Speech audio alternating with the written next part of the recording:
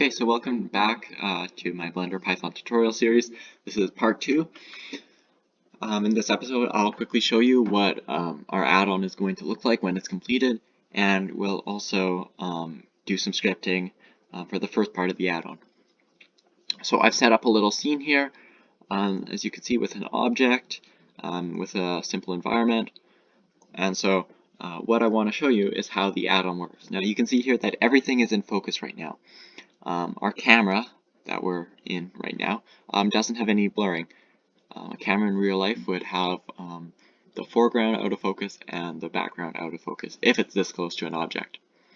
So what I want to show you is how the add-on works to add that depth of field effect. So let's say I want to have the camera focus on this ridge up here.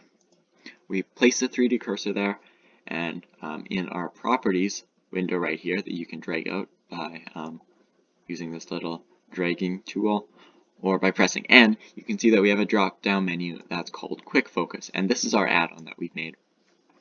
So all you have to do is press Add Depth of Field, and what that will do is set an empty to the 3D cursor, and then parent the camera's focus to that, and enable depth of field and all that, and so now you see this nice blur.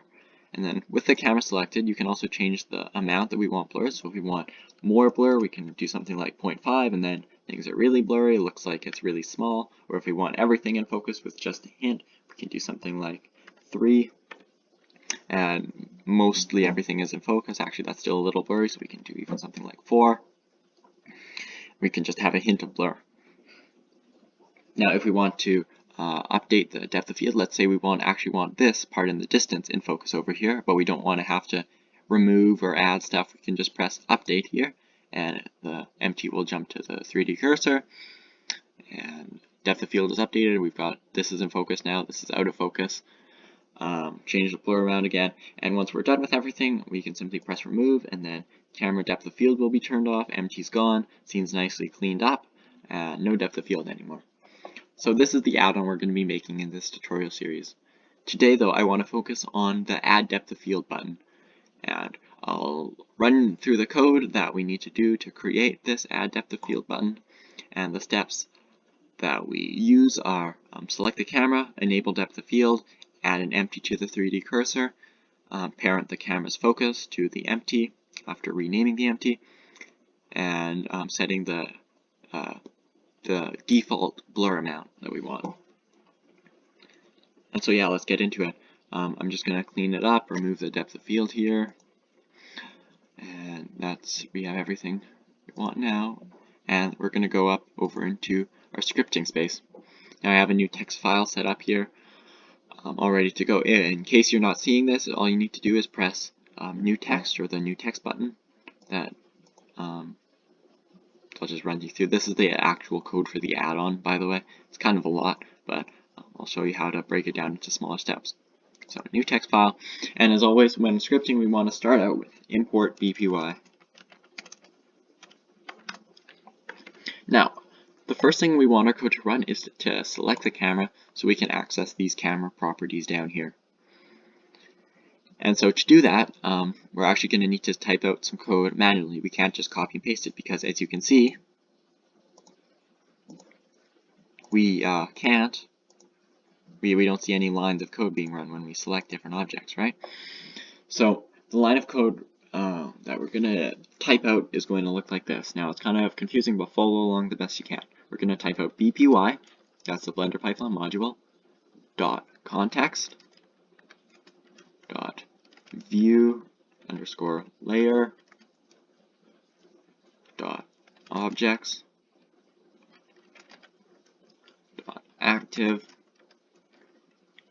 and then this is basically telling Blender to set the active object to the object we're going to specify, and so that's going to equal the camera object, and the block of code for the camera object is bpy dot data dot objects, and then in square brackets camera, because that's what the camera is named in our scene.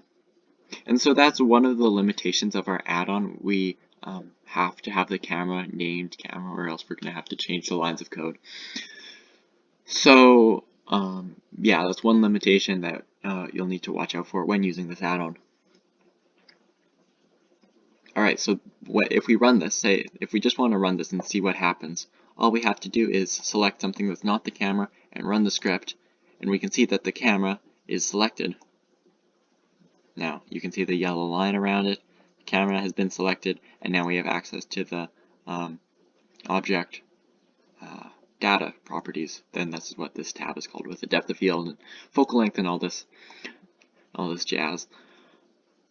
So our next step is going to be to enable this depth of field checkbox right here, because by default it's disabled, so we want to enable it by basically letting Blender click this check mark for us.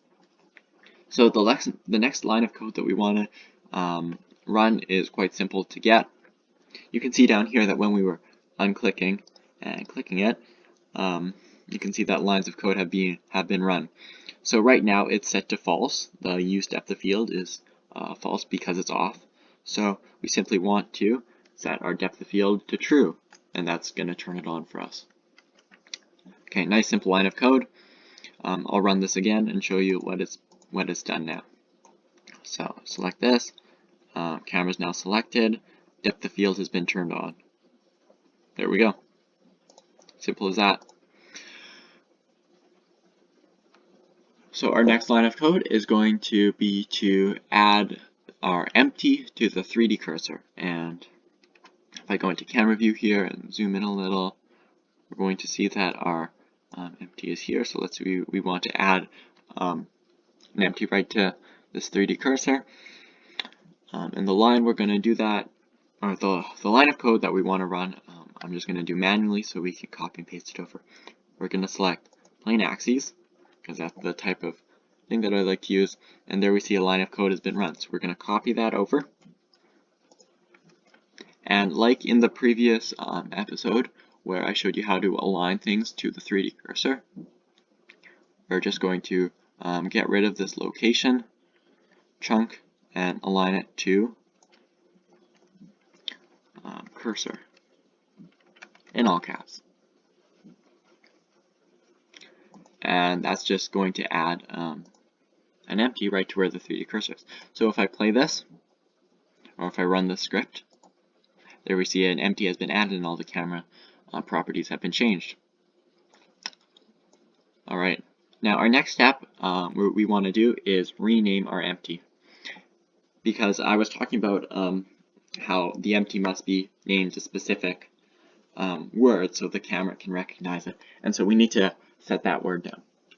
So I like to use the camera focus word. It makes the most sense to me, and it's easy for me to remember when I'm going in and coding the properties for the camera.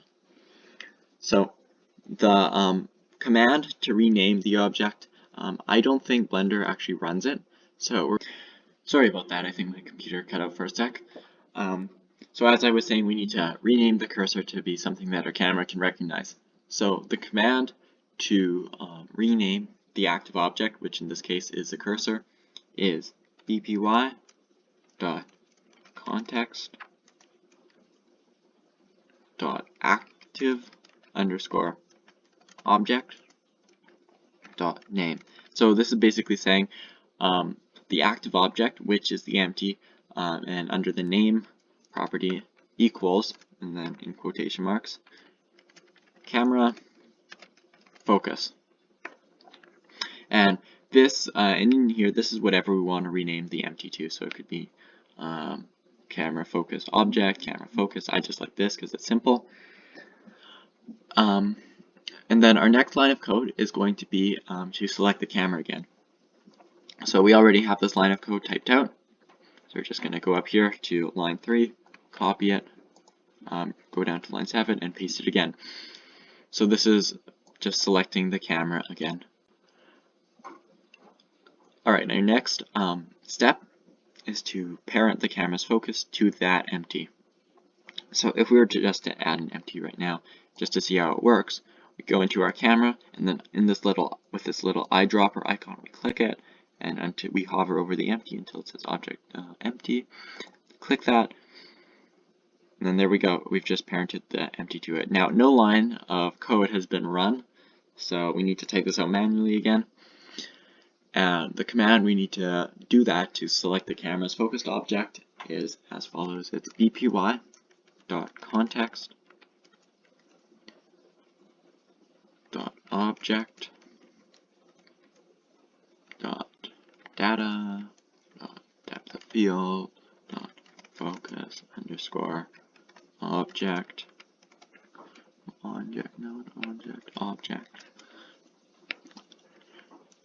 equals, and then again we're going to look at our the line of code for our empty, which is going to be bpy.data.objects, and then in square brackets whatever we named our empty to. So in this case, camera focus. So we press camera